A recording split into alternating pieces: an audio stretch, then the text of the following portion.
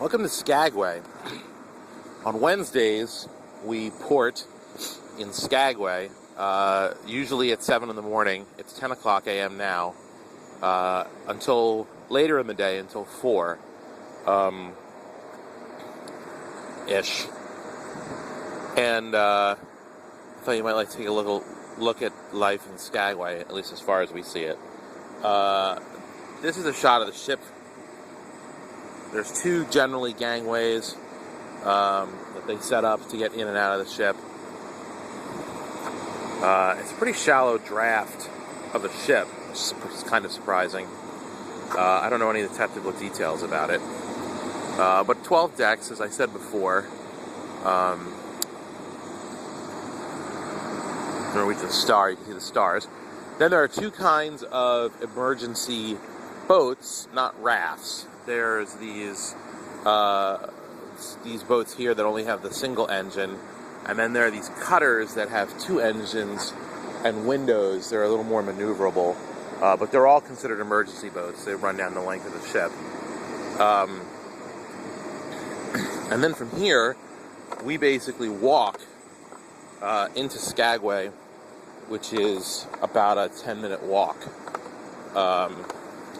Oddly enough, you'll see there's a covered trestle that cuts the trip in half, but they got it blocked off. No idea why.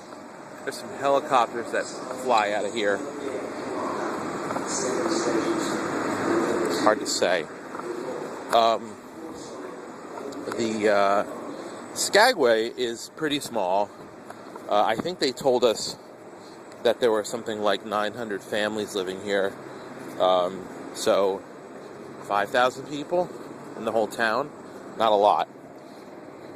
The town's got some shore excursions. Apparently this is as far north as we come in Alaska. So there's a train that goes up into the glacier. There's some helicopter tours. There's some dog sled tours. We took one. And then the town itself has a little local show about local famous conman Soapy Smith, which we saw, which was delightful. Half dozen restaurants, a public library with awful Wi-Fi, fake Starbucks, supermarket, stuff like that. So I'll film when I get closer to town.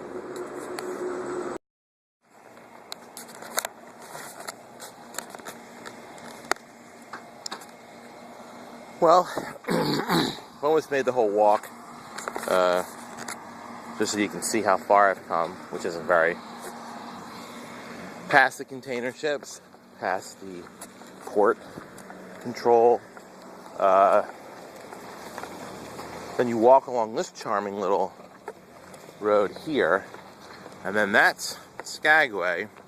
That's the residential, like, side road, I suppose you'd call it. See someone building a house on the side of a hill over there. And then this is Broadway, which is the, like all Broadways everywhere, the main thoroughfare in Skagway. Yeah. It's, well, it's not a whole lot here.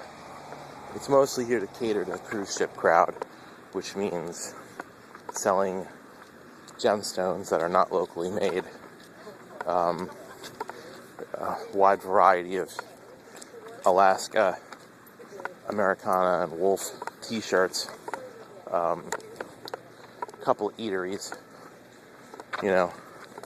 One or two convenience type stores, probably for crew and passengers, tours, a couple of little local museums, fake Starbucks that I mentioned before, which is really just a counter where they sell Starbucks products inside of a jewelry store.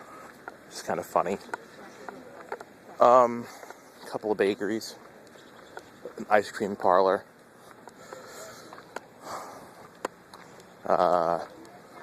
sausage place that's actually pretty good. I had a reindeer sausage sandwich there last week.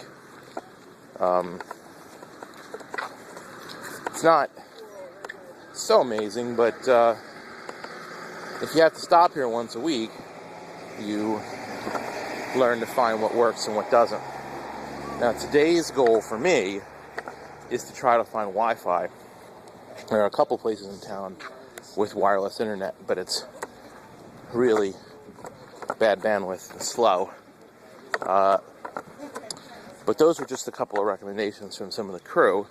I'm basically going to walk this whole town, all the way down to the end there, and use a tool on my phone and look for Wi-Fi and see if I can find anything that's got halfway decent bandwidth. There is a library here with internet, but it's, again, bandwidth is bad. If I can't find any bandwidth here today, then I'll have to wait until tomorrow, until we're in amazing Prince Rupert in Canada, full of beautiful Canadian girls and lots of Wi-Fi and delicious treats. We'll see how that works out. But anyway, I'm off to look for Wi-Fi. So this is this is State Street. Runs parallel to Broadway, goes down the length of Skagway. A little off the main drag. Skagway Fire Depot, 1898. Department, sorry. A couple of interesting things to note. This is a popular street for us crew folks. It's got a Radio Shack. Well, actually, it's got a place that sells stuff from Radio Shack. You have to get right up to the sign to see that it's licensed to sell Radio Shack products, but not a Radio Shack. A lot of weird licensing things like that out here. Lemon Rose Bakery, which is delicious. Sugar Mama's, which is another bakery. A couple stores up, which is also delicious. They've both got good baked goods. Bombay Curry, which is good curry. The Radio Shack also has a general purpose electronics, clothing, hardware, all very useful. Radio Shack also sells, or the fake Radio Shack sells DVDs. There's one or two other restaurants on this drag. An interesting thing to note, there doesn't appear to be any open wireless worth talking to. But the magic of radio, there's wireless on the ship. And, I mean, it is what it is. But you can see that the ship is, however far it is right now, half mile, whatever it is. But because it's down this straight road, you can actually pick up the ship's internet from here, which is kind of neat.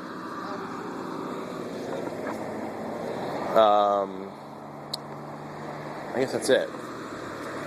It's hard to eat the right stuff when you're on this trip because when you get off the ship, the food is all bakery, tourist food, and not a whole lot of good eating choices for health.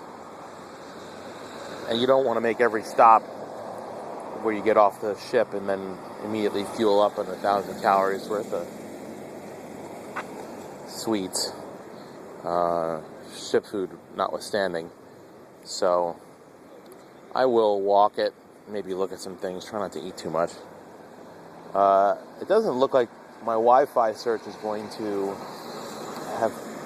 bear any fruit, so I think I might just perhaps do a little looking around, maybe find some place to settle in,